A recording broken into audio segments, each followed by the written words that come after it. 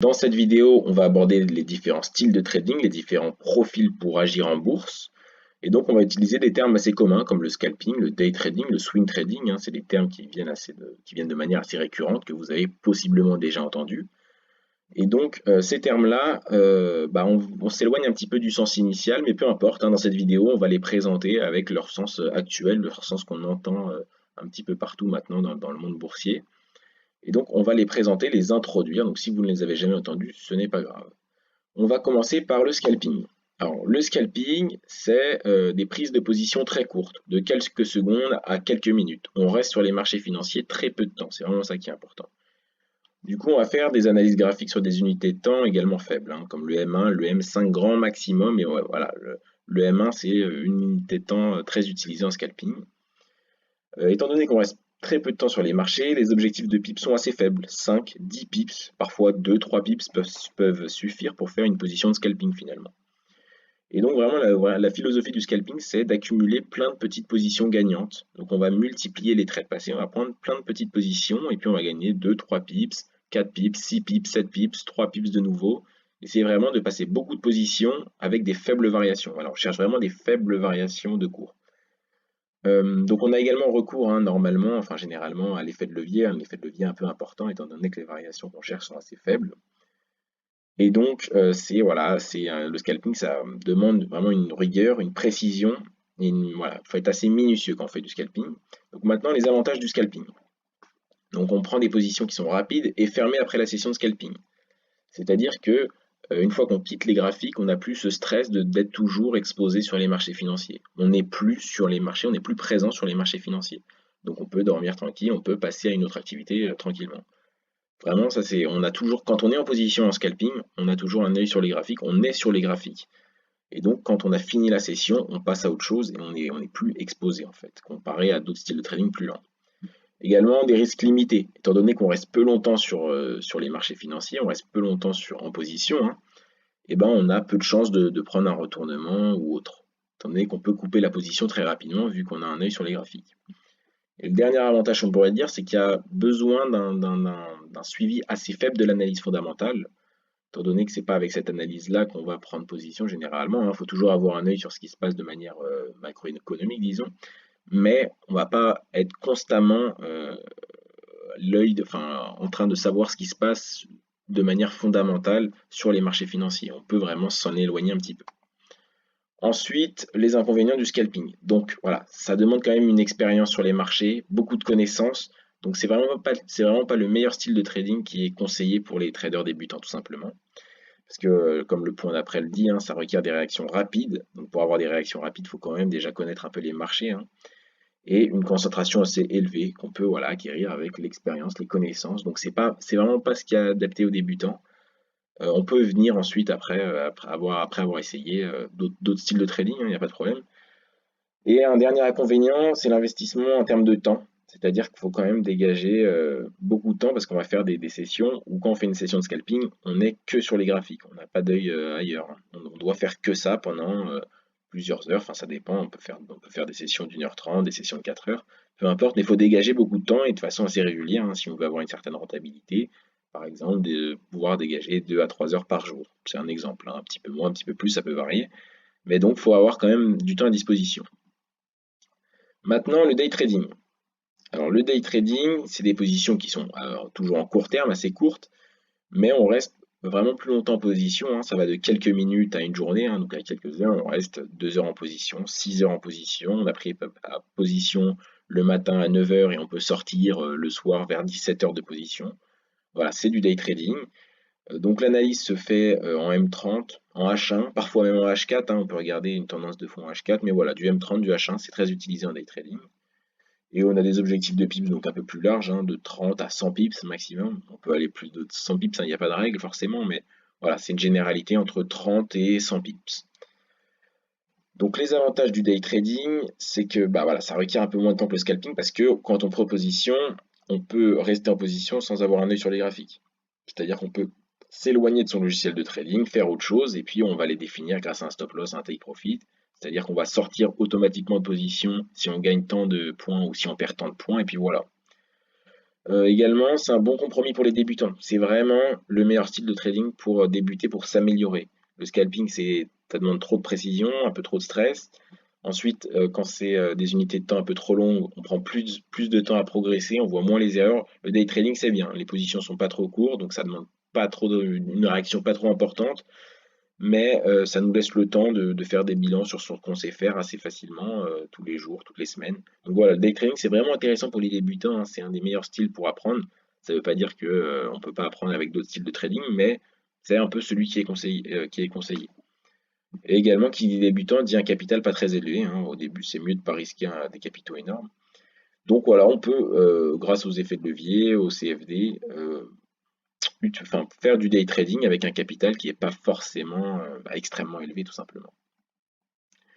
Maintenant, les inconvénients du day trading, c'est que voilà, faut avoir une surveillance des nouvelles économiques, c'est-à-dire que avant chaque matin ou le soir ou la veille, hein, regardez les nouvelles économiques qui vont tomber, donc soit le lendemain, soit dans la journée. Donc, il faut quand même avoir un suivi, ne pas prendre position quelques heures, enfin quelques minutes avant une nouvelle économique. Voilà, il faut avoir quand même un suivi de ce qui se passe de façon macroéconomique.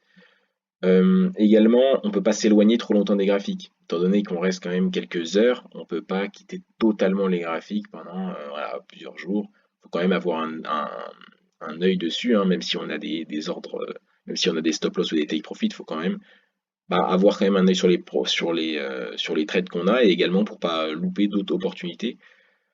Donc ça, c'est un peu les inconvénients du day trading. Maintenant, qu'est-ce que le swing trading? Alors le swing trading, c'est des positions plus longues qui vont de quelques jours à quelques semaines. On analyse les graphiques en H4 ou en daily, hein, parfois même un petit peu plus loin. Donc là, l'effet de levier est un petit peu inférieur, hein, au scalping ou au day trading. Et on va un petit peu ignorer les fluctuations mineures de l'intraday. On n'a pas besoin de s'inquiéter des petites corrections du marché. On a vraiment une vision un peu plus lointaine. Et on a des objectifs qui vont de 70 à 100 pips jusqu'à. Il n'y a pas vraiment de limite finalement, parce que entre rester quelques jours en position et quelques semaines en position, bah, les objectifs vont différer. Donc voilà, on peut très bien chercher 100 pips, on peut très bien en chercher 400 si le marché peut nous offrir 400 pips. Donc voilà, il n'y a vraiment pas de problème là. Il faut avoir une vision un peu plus lointaine. Et puis voilà. Donc, les avantages, c'est que ça nécessite assez, ouais, peu de temps finalement, hein. C'est-à-dire que pour suivre les trades, on peut s'éloigner assez facilement des graphiques et venir une fois par jour, le soir ou le matin, peu importe, ou le midi. Et on n'a pas besoin de venir plusieurs fois dans la journée checker les graphiques comme on doit le faire en intraday. Donc voilà, ça c'est quand même un des avantages.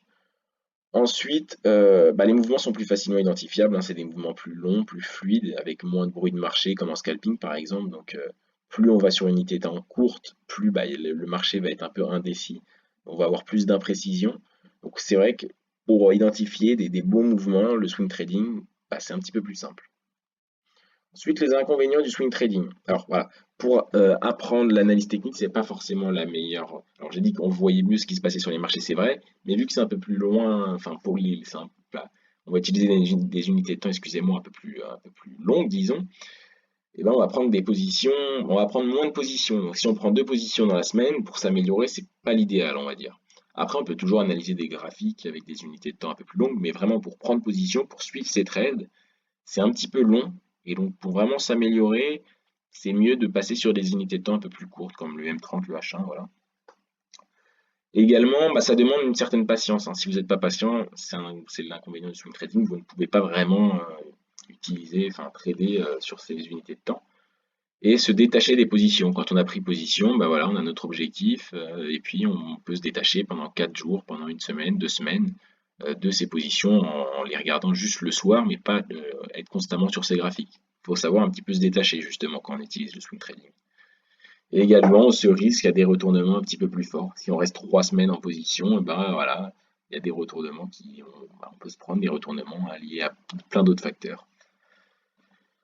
Et le dernier, donc le trading de position en investissement long terme. Alors je l'ai mis un petit peu ensemble, même si voilà, ça ne veut pas forcément dire la même chose, mais c'est pour montrer un petit peu la vision long-termiste qu'on a quand on fait ça. Donc voilà, il faut voir comme du trading de position, de l'investissement long terme. On reste des mois, des années en position. Alors est-ce qu'on peut vraiment le mettre sous le nom de trading? Je ne sais pas. Ouais, faut plus le voir comme un investissement, hein. On va prendre position en daily, en weekly, en monthly. D'ailleurs, on va pas regarder que les graphiques généralement. On va regarder un petit peu tout ce qui se passe justement autour, hein, sur l'analyse fondamentale ou un bilan économique d'une entreprise, par exemple. Et donc, c'est vraiment une vision long-termiste. Donc, c'est vraiment différent, hein, comparé aux trois autres styles de trading. Donc, voilà, du coup, là, il n'y a pas de stress lié à la précipitation. On a le temps, hein. C'est des investissements qui sont réfléchis. Voilà, on peut pas avant de prendre position, on n'est pas dans la précipitation, on peut le prendre demain ou après-demain. Également, ça nécessite peu de temps, hein. On peut le voir tous les dimanches, une fois par semaine, on peut aller voir ce qui se passe sur nos investissements. Et c'est pas quelque chose de chronophage, si vraiment on a peu de temps, c'est vraiment pour investir son capital finalement. Si on a déjà de l'argent et qu'on veut l'investir, bah, c'est quand même une méthode qui peut être préférable. Ça nécessite quand même un capital assez élevé si on veut avoir une certaine rentabilité. Après, on peut très bien le faire avec des petits capitaux, hein, mais bon, investir 2 ans sur une action avec un petit capital, bah, on va pas chercher une grosse rentabilité, hein. Et du coup, bah, c'est un petit peu difficile de construire vraiment une richesse, hein, si on peut dire une richesse, mais à partir de ce style. C'est-à-dire que voilà, on va pas pouvoir se générer une rente si régulière que ça, moins qu'on ait un gros capital. C'est pour ça que c'est préférable pour faire du trading de position, de l'investissement long terme. C'est vraiment une vision qu'il faut avoir, une vision long-termiste, mais il ne faut pas être assoiffé d'argent déjà d'une manière générale dans le trading, il ne faut pas, mais là dans le trading de position, dans l'investissement long terme, c'est encore pire. Euh, Également, voilà, le style de trading, votre style à vous. Alors, pour choisir votre style, bah, c'est très personnel, hein, c'est-à-dire qu'il n'y a personne qui va vous décider à votre place la meilleure manière de trader selon vous, pour vous, hein. Ça dépend vraiment de vous, de votre type de personnalité, de vos objectifs financiers, si vous voulez une rente mensuelle, une petite aide financière, ou espérer en vivre un jour, ou juste investir son capital, investir un livret qu'on a, voilà, peu importe. Également votre gestion du stress, de la pression, vous travaillez mieux avec le stress, vous travaillez mieux sans le stress. Donc c'est vraiment toutes ces questions qui sont assez personnelles. Là, on vous en a mis quelques-unes, mais vous pouvez également vous en poser d'autres, hein, vous ouvrir un petit peu, hein, ouvrir un peu l'esprit. Vos disponibilités journalières, est-ce que vous avez un métier qui est assez chronophage? Est-ce que vous pouvez voir ça plusieurs fois dans la journée, une fois dans la journée, une fois dans la semaine? Juste, on peut checker juste le week-end, la semaine, on peut vraiment pas passer de temps sur les graphiques. C'est vraiment des questions à se poser. Ou est-ce que justement, on travaille à mi-temps, du coup, il nous reste beaucoup de temps pour s'investir sur les marchés financiers? C'est vraiment des questions qui sont très personnelles. Et à travers cette manière de répondre à ces questions, vous allez pouvoir vous adapter à un style de trading. Également, quels sont les marchés qui vous intéressent? Si vous voulez faire du scalping et que vous vous dirigez vers des marchés qui ne sont pas très liquides, bah, c'est peut-être pas la meilleure des choses à faire. Donc voilà, c'est plein de questions à se poser auxquelles il faut y répondre et puis vous avez le temps de toute façon pour trouver le style de trading qui vous correspond le mieux tout simplement. Donc merci de m'avoir écouté, hein. Je vous invite à liker la vidéo si cette vidéo vous a appris quelque chose, également à vous abonner pour nous soutenir. Vous pouvez également visiter notre page Instagram où on poste une publication par jour. Notre Instagram est dans la description et notre site internet l'est également où on présente nos services et on poste un article par semaine. Merci de m'avoir écouté et à une prochaine vidéo.